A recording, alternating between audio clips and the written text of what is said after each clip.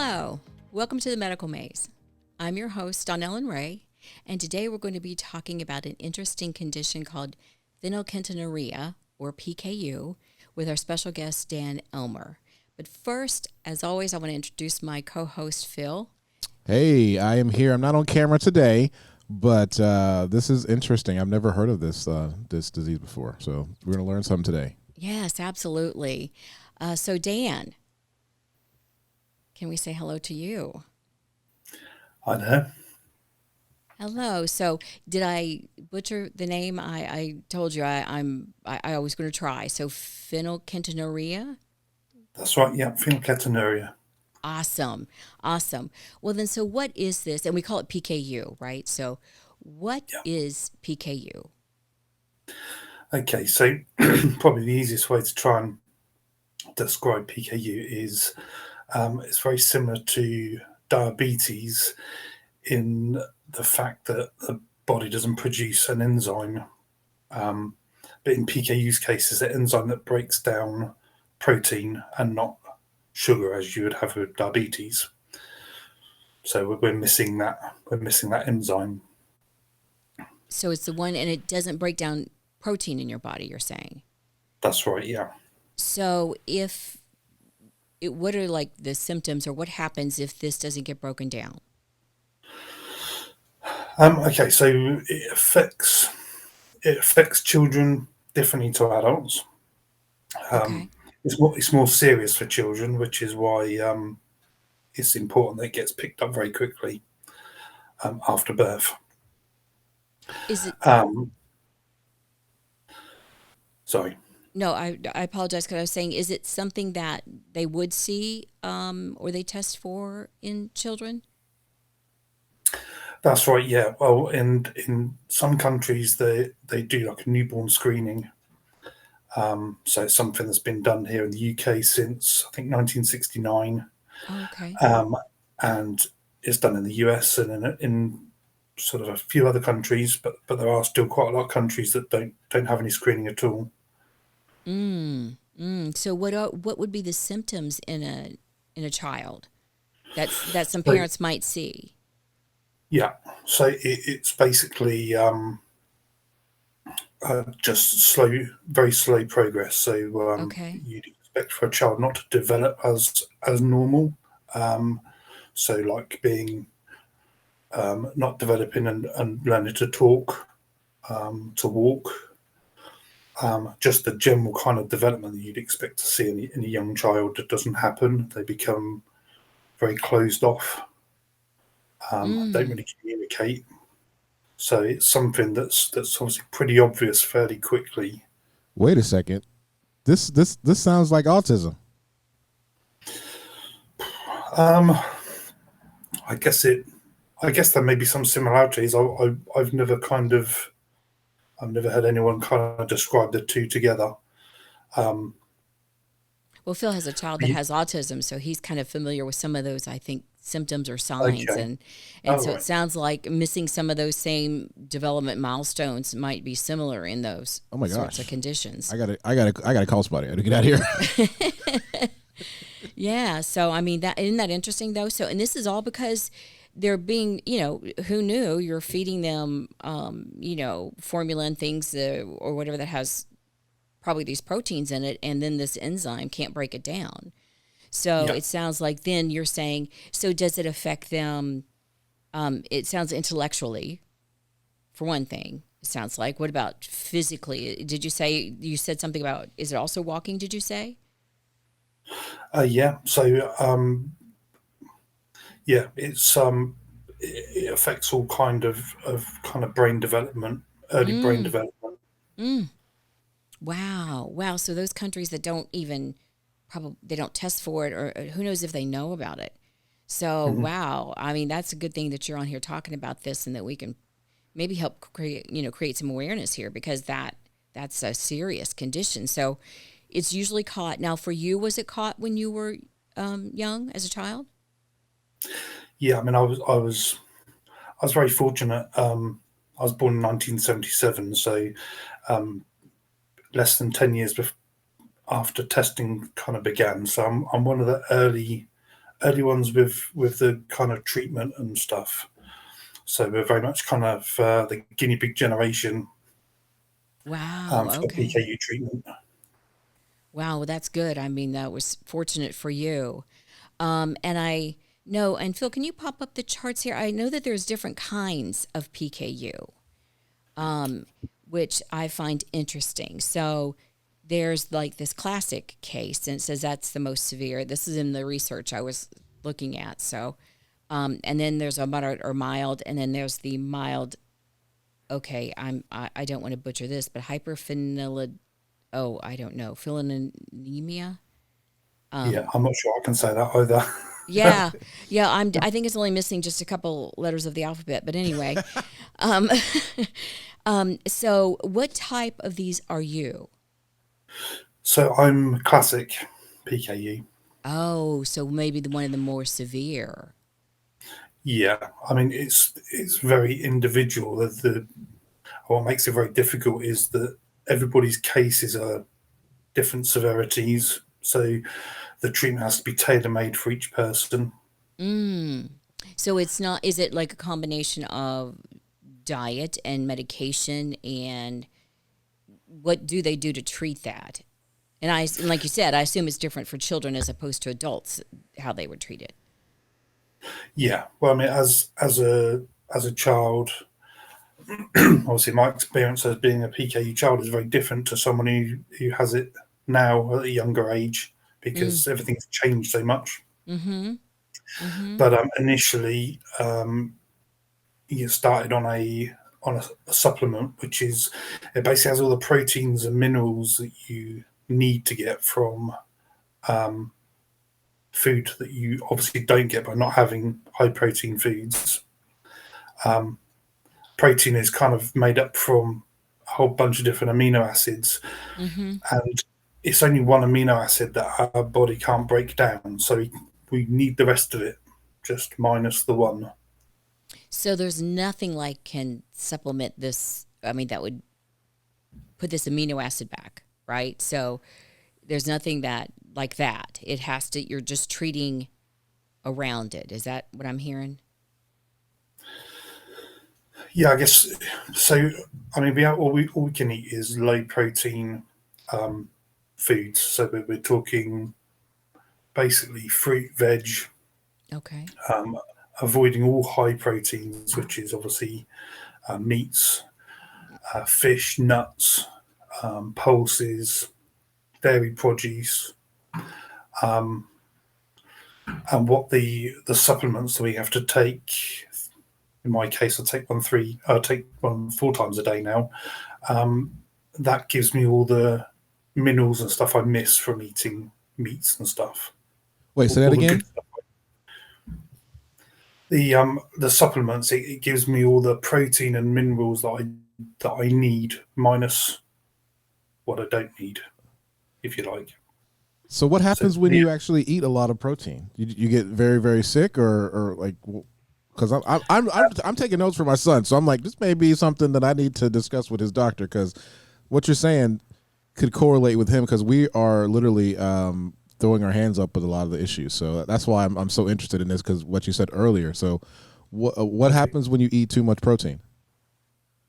So as an adult, when I eat too much protein now, I suffer with a really bad fatigue.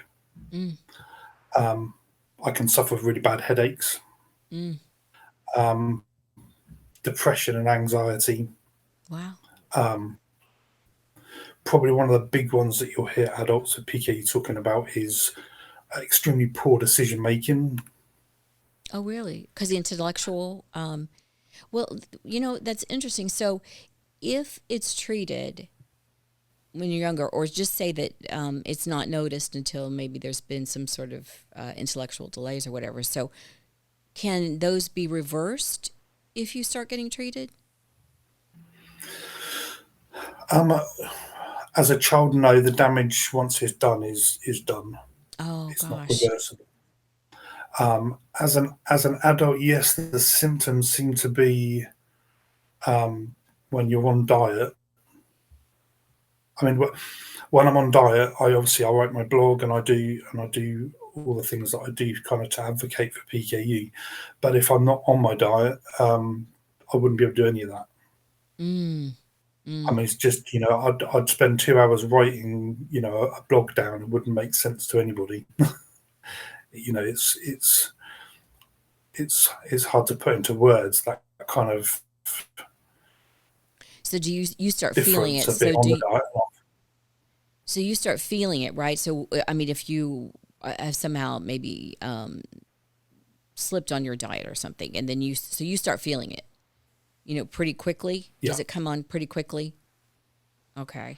Oh yeah, yeah. I mean, within an hour of eating a meal, Oh wow, um, wow, usually the first signs would probably be that I'll fall asleep or I'll need to sleep, yeah, and it's like a real crash. wow. And depression, anxiety, and Yeah, since you were treated younger, then hopefully you didn't suffer any of the other more severe symptoms that it sounds like this can have. yeah, yeah. That's right. Wow, wow. How many people, if you know this, I don't know, how many people do you think have this? In the UK, I believe there's about 1,000 adults with PKU. I did do some kind of research, but it's only kind of a real rough estimation. I Sorry, I've got some notes here with something written on which I need. Sure, sure. Give me 1 second. So yeah, I used information from the National Library of Medicine, and I worked out from that there's roughly about 337,000 people in the world with PKU. Mm. But obviously, the amount of people that affects with families and carers and things, that obviously runs into a much bigger number of people that are actually affected by it. Oh, sure. Oh, sure. Because I can only imagine, especially, just think children when they're younger, the parents, and they don't know what's going on, and their child sick, and they have, the caregiving that comes with that, and they just don't know what to do for them. And I forgot, Phil, can you pop up the chart on the symptoms? Because this is some in my research that I found, and I'm sure there's a mixture depending upon how severe your case is. But, if as a kid you're having some of these things, and like one of them is like eczema, well, kids get eczema, so you probably wouldn't have thought about that, Yeah, right? That, man, these symptoms. Dominic has like my son's name is Dominic Dan, so all of this stuff, Okay. literally, like, I mean, his head. He got a big head because I got a big head, but hyperactivity, the intellectual delay, the delayed development, the behavior and emotional, the the seizure stuff, skin rashes. That he has all of those. wow. Okay. Wow. Yeah, this is just, I mean, I'm sure it's not a comprehensive listing. It was just a listing that when I was doing some research, I just saw. And I think I said it, I was Cleveland Clinic and maybe Mayo. But yeah, I just thought that was interesting. And I'm sure, like you were saying, Dan, for you, yours affects you because you're so aware of it now that you probably, as soon as you start seeing your symptom, like the fatigue, the, the anxiety or the depression or whatever, as soon as that starts happening, you're like, because you're aware of yours now. So you probably catch it early. Maybe if you didn't, then maybe some of these other ones would really kick in. Or as you were saying, in those countries where they don't test for it and maybe don't know, they may have a lot of these things just to different levels of severity. So Yeah. wow, wow, wow. That's very interesting. And all because your body is missing an amino acid, right? That breaks down protein.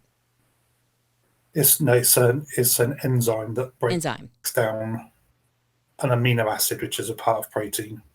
Okay, sorry, I had that backwards. Yeah. So it's missing the enzyme that breaks down the amino acid related to proteins. Yeah. Wow. Wow, wow. That's very interesting. I've never heard of it.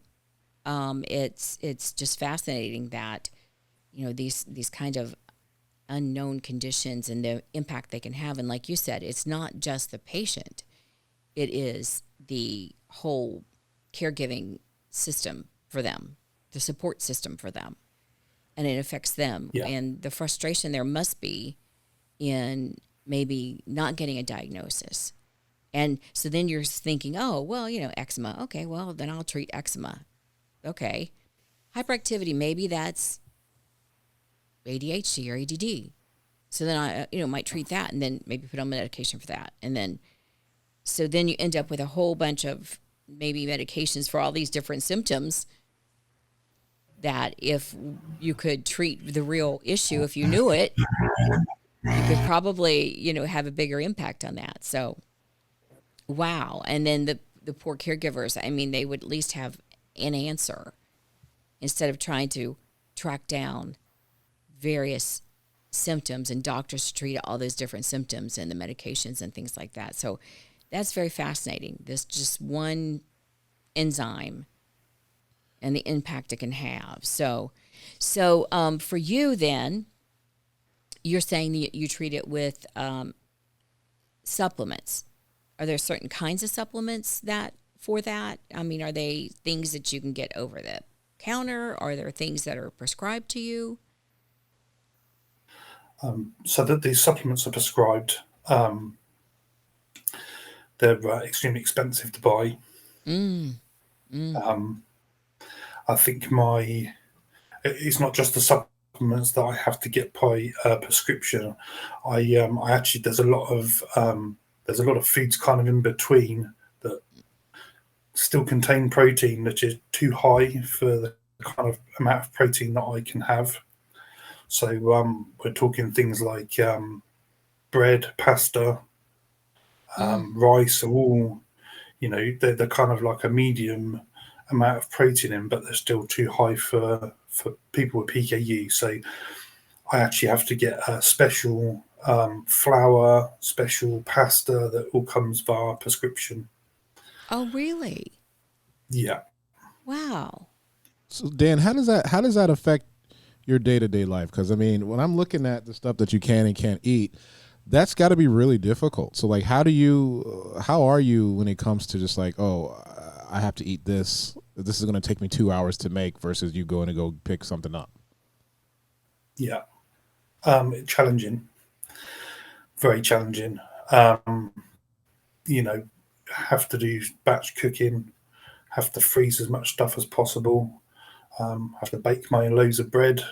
So it's a lot of forward planning, planning sort of for the week, planning even further ahead ready for the freezer. So it's, very, very time consuming, very hard to fit into a kind of normal everyday life. Do people understand, or do you get a lot of people just saying this disease isn't real? Or because here in America, there's a lot of medical gaslighting by people who are not doctors on the internet or your friends. So like, how have people? Do people understand your condition, or are they like, this isn't real?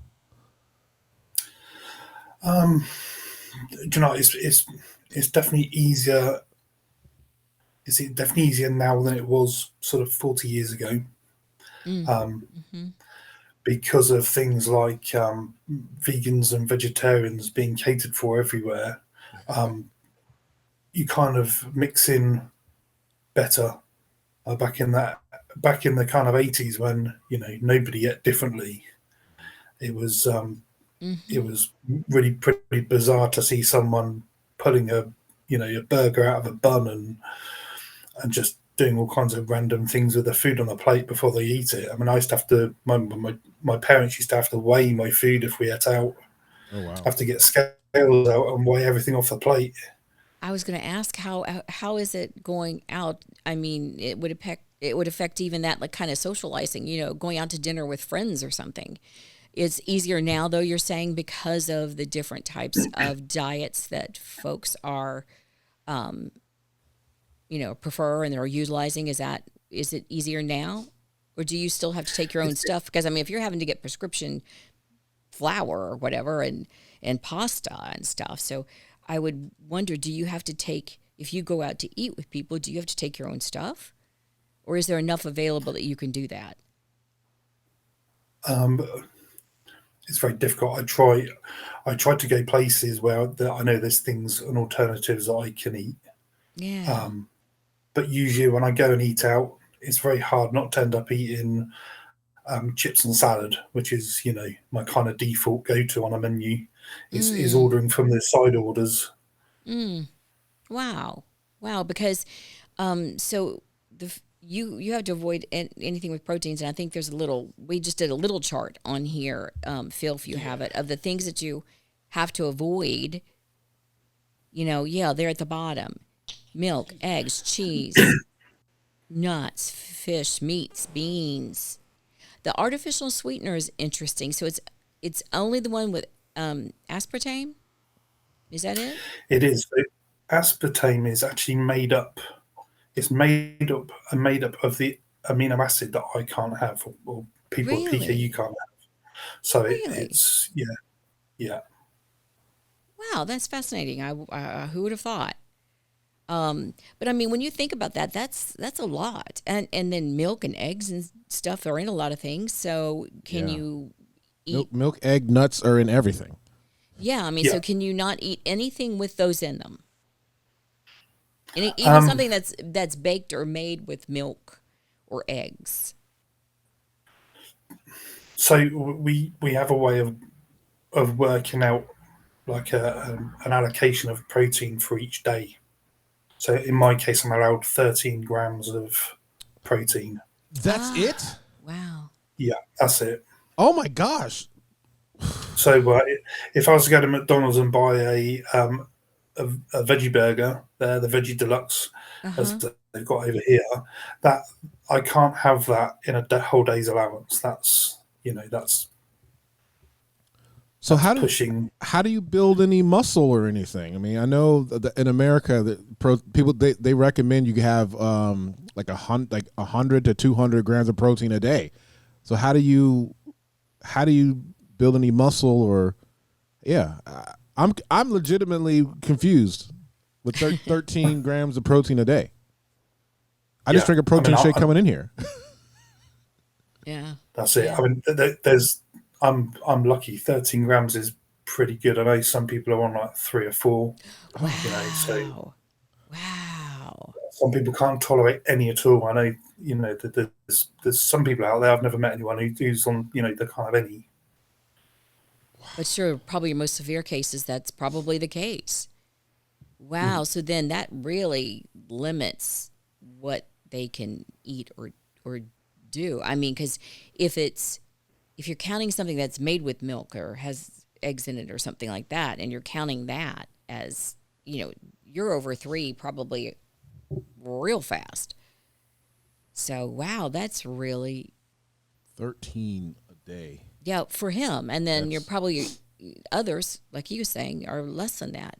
So can you imagine? Yeah, wow. I feel for you. I feel for you. Really, that is. Oof. So I guess then you need to take vitamins and things like that too to try to keep the nutrients in your body and stuff that you might be missing from how you have to eat. yeah. This is where the supplements are key to with the diet. So does it But affect you? Like, does it affect your body in other ways because you don't have that protein in your body? Like, are you suffering from other stuff too because of that? no, I mean, I've got no real kind of. I've never really had any physical issues as far as the PKU goes. It's more been kind of the mental side really that's been a bigger issue for me. But no, physically, I used to be a landscape gardener for quite a long time. Um, I've recently stopped doing that, but I was fully capable of doing that sort of thing. It's not been a problem. I know there are, younger generations coming through now who are working out and hitting the gym, and they've got proper training regimes. I think maybe they have access to a higher amount of the supplement to help, I guess, rebuild muscle mass. Okay. Okay. Wow, that's interesting. I mean, just the whole lifestyle change, and you were lucky that you caught it early for you.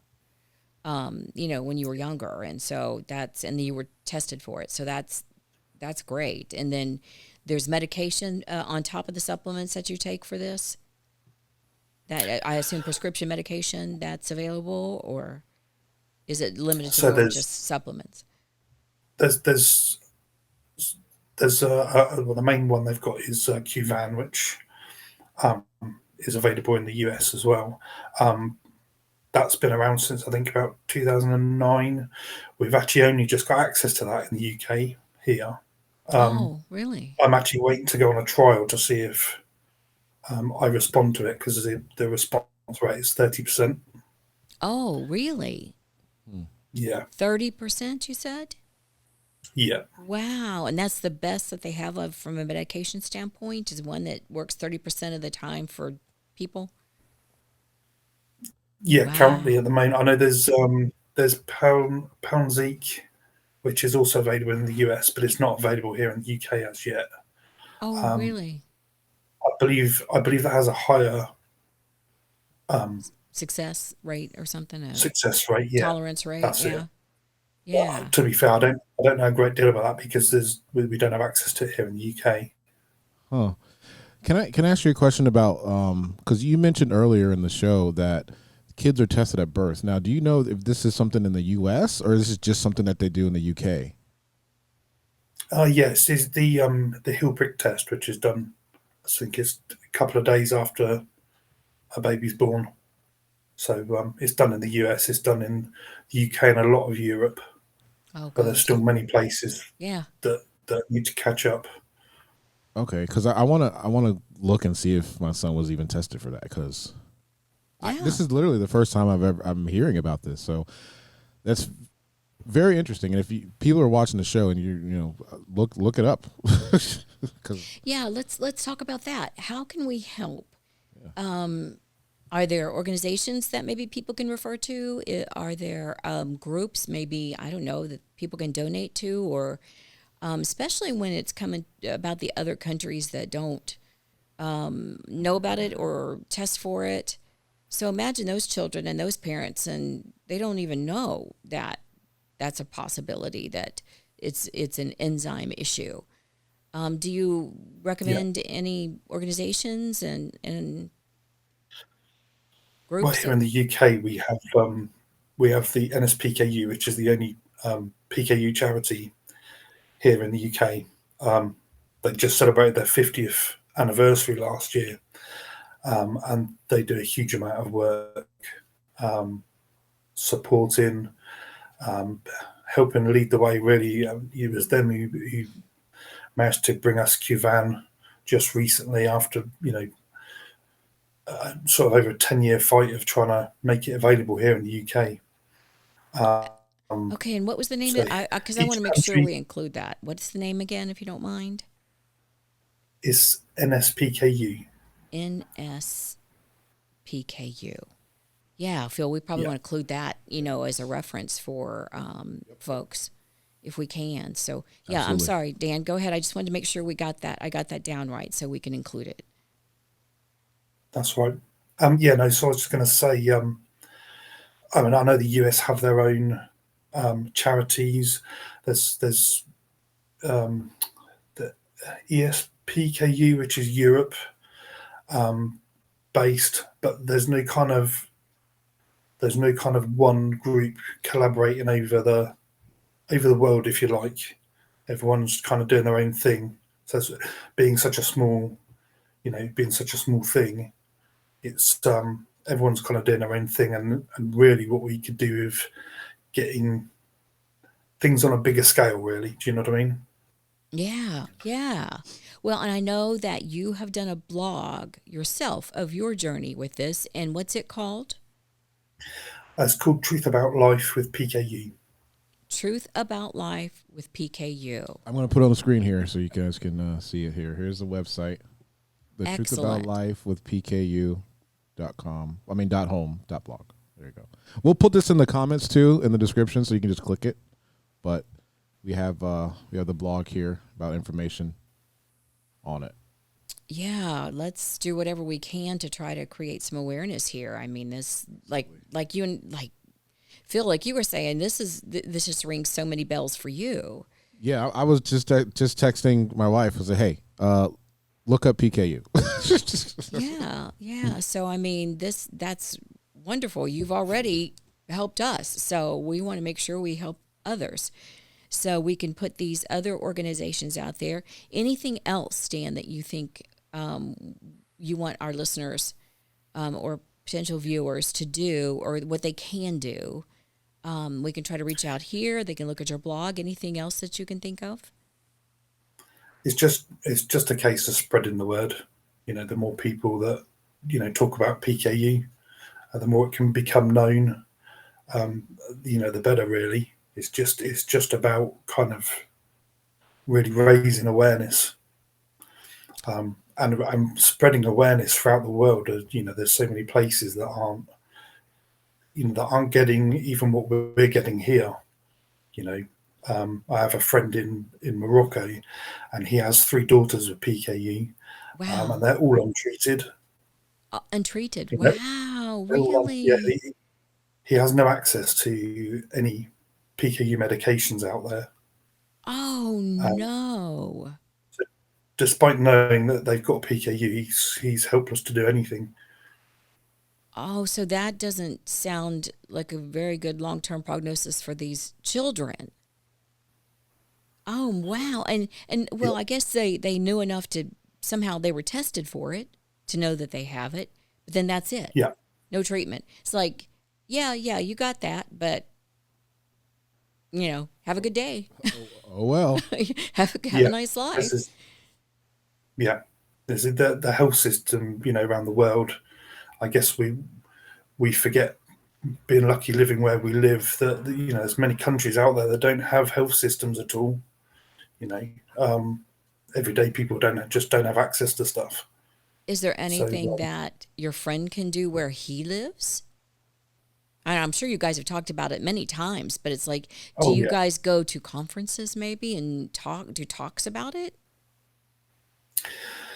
Well, I'm quite new to this. I've been doing the blog for a few years, but this is the first time I've started coming out and talking about it. So I'm kind of finding my feet, but I'm hoping, like I say, I want to raise as much awareness as I can, and I'm trying to push awareness out in his direction as well. So again, it's just talking about it and hoping that other Oh people get my to hear about it, goodness. and we can just start creating some new ideas, and a lot of it just comes down to money and budgets. You know, Yes. my annual prescription bill is about £60,000 a year. What? Whoa. What? Wow. Yeah, Wow. Wow. I don't even know what else to say. Oh my god. That's yeah, a salary. Yes. yeah. Yes. How, I mean, I don't want to be nosy, but how can you afford that? Well, we're very fortunate here. We've got the NHS, Ah. so Mm. I have to pay a little bit each year towards my prescriptions, but it equates to nothing compared to 60,000.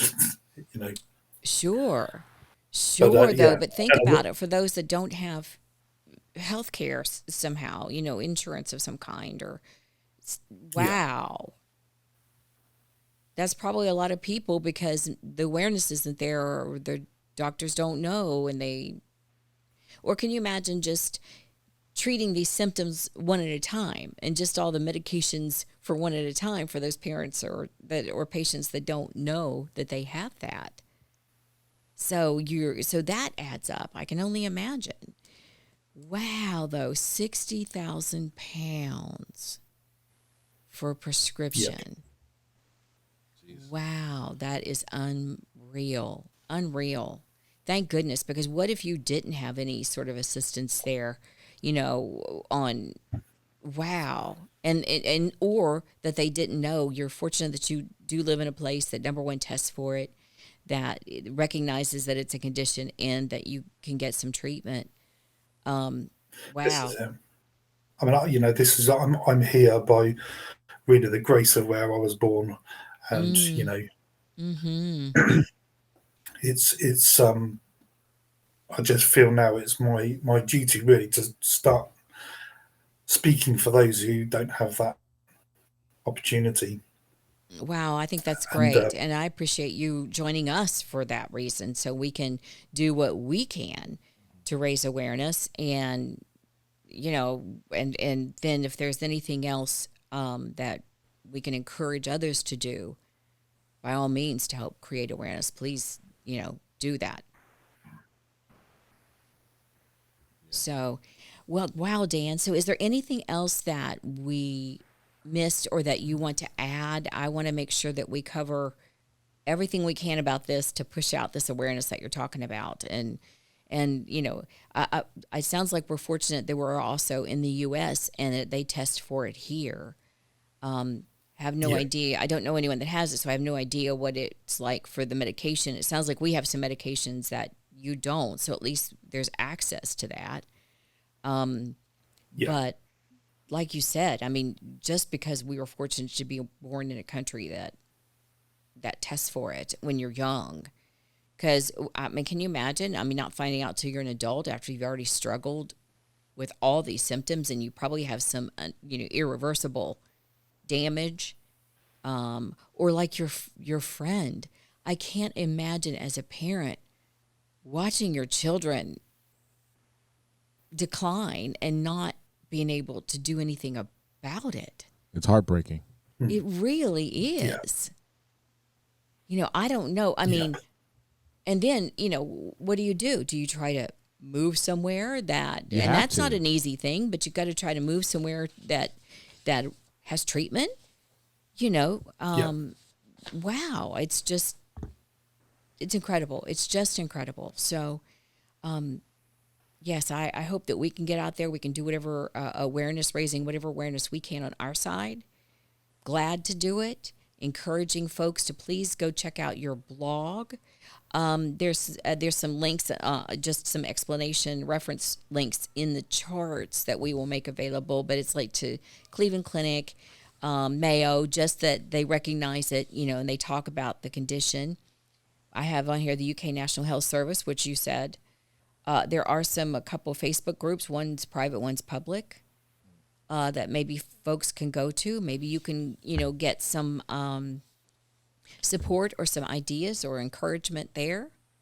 And then reading Dan's blog, talking to people about it. If have family, friends in other countries that maybe they have some symptoms, maybe checking to see if they have ever been tested or can be tested. Maybe that's something we can do. Donate to these organizations if you can, if you have the ability to try to raise awareness. Dan, am I missing anything? No, I think, like I say, just spreading the word, sharing pages, sharing links, just, spread it as far and wide as possible. Yeah, yeah. So, and did we miss anything on your story that really we should cover? It's pertinent to discuss. Crumbs. I don't know how long we got. I've I mean, there's a huge amount obviously in my blog, Okay. and I've still got stories to tell. So there's a Mm-hmm. whole lot of it. Um, for me, the like I say, we're kind of the guinea pig generation, and before Mm. us, um, people were released off the diet at different age groups as time went on. Before they decided that the best thing was to stay on the diet for the whole of your life. Okay. There's stories of people who came off diet at the age of 8. Um, Mm. some came off the diet at the age of 12 because they thought the brain had finished developing and that there was no longer a risk. Really? I I personally come off at 16 originally. I was off diet for about 12 years.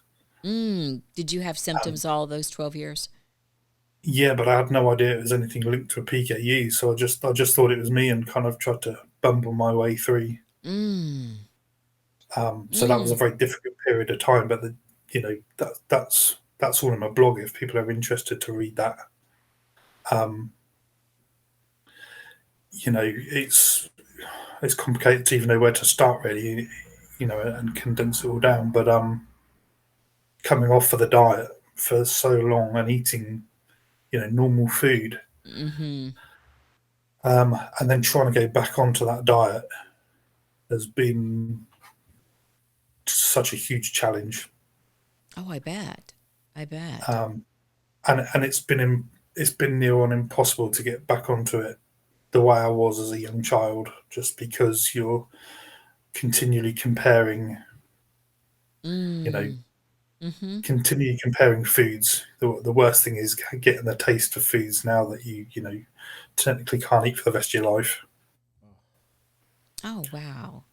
Wow. That's, yeah, I just can't imagine that. And that's a very interesting. So if anyone wants to, please go read Dan's blog and really understand where he's come from with this and his journey with this, because I think it's going to be very insightful going forward, and as an awareness standpoint, for ourselves and spreading that word to understand kind of how even one person's journey who is aware of this and who has struggled through various things related to it, and how the impact has been on them and their support system. I think it's very, very, very important information. So please go read Dan's blog and read about this condition, and let's spread some awareness as much as we can. Well, Dan, I appreciate you joining us today. Thank you so much. I realize there's so much more to your story that we didn't get to, but I thank you for sharing what you have. And then again, folks, please just spread the word. Spread the word, because you don't want to be like, Dan's friend in Morocco who has 3 children with it and can't get treated and can only watch their condition deteriorate. So, intellectual disability, to just watch that happen because of this enzyme, and knowing that it's an enzyme and that there are treatments out there, but maybe you don't have access. So, yeah, let's spread the word and see if maybe that can just change that, circumstance for even your friend. If maybe some awareness is there, and if he can get any sort of access to treatment for his children, it would just be so worth it. So please spread the awareness, like Dan said. And Dan, thank you so much. Appreciate your time and joining us. And we are going to do what we can to try to spread the word ourselves. And Phil's already, texting his wife. So you've already helped us here in the U.S. for sure. So thank you so That's much. brilliant. Thank you.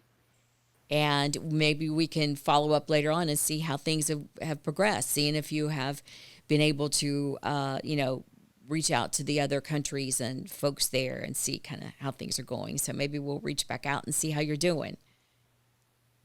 Okay, yeah, that'd be good. Thank you. Yay. Well, thank you so much for being on our episode today. And until next time, that's the Medical Maze. See you guys. Bye.